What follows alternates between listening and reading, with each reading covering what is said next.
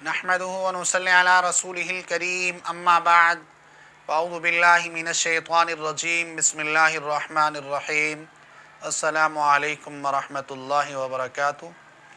मैं हकीम क़ारी मोहम्मद इरफ़ान सईद आपकी खिदमत में हाज़िर हूँ।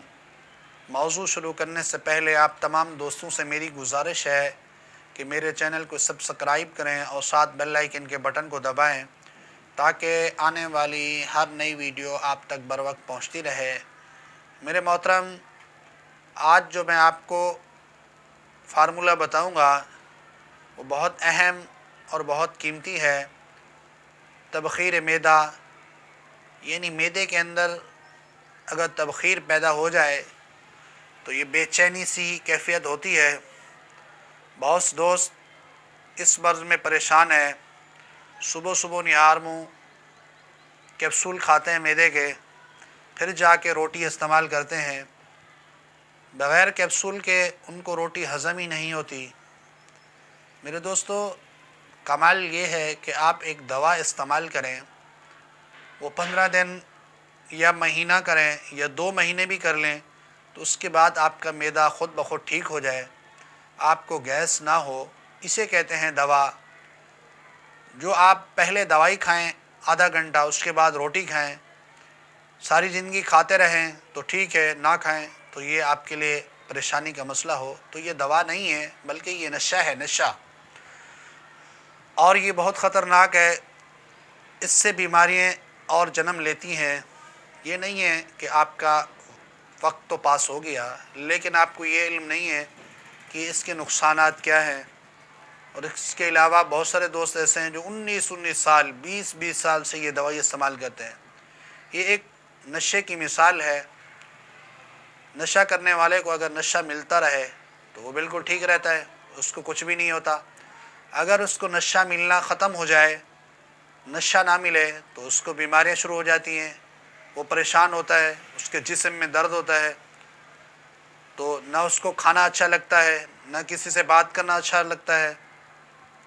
तो ये मैदे के कैप्सूल हम सुबह सुबह सांते खा के अपने मैदे का बेड़ा गर्क कर रहे हैं।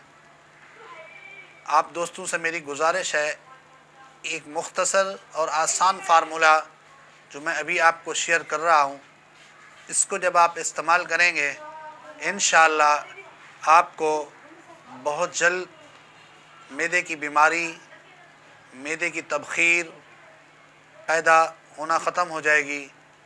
तो इसके लिए आसान फार्मूला जो मुरब्बा हरीड़ आपको पंसारी की दुकान से मिल जाएगा, मुरब्बा आमला पंसारी की दुकान से मिल जाएगा आसानी से। ये एक पाव हूँ। और इसी तरह मगज़ बादियान, सौंफ का मगज़ और मगज़ धनिया, ये 100 ग्राम। तबाशीर असली, ये आपके 5 तोले होने चाहिए। छोटी इलाची 5 तोले हो। मगज़ बादियान और मगज़ धनिया और तबाशीर, इलाची खुर्द, इन सब को कूट के सफ़ूफ़ जब आप बना लेंगे, अब ये आपका सफ़ूफ़ तैयार हो चुका है।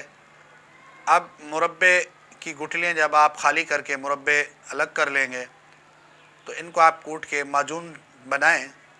अगर इसमें आपको ज़रूरत हो कि इसमें माजून सही नहीं बना, तो हरीड़ का शीरा आप पंसारी से लेते जाएं, वो इसमें शामिल करके रख लें।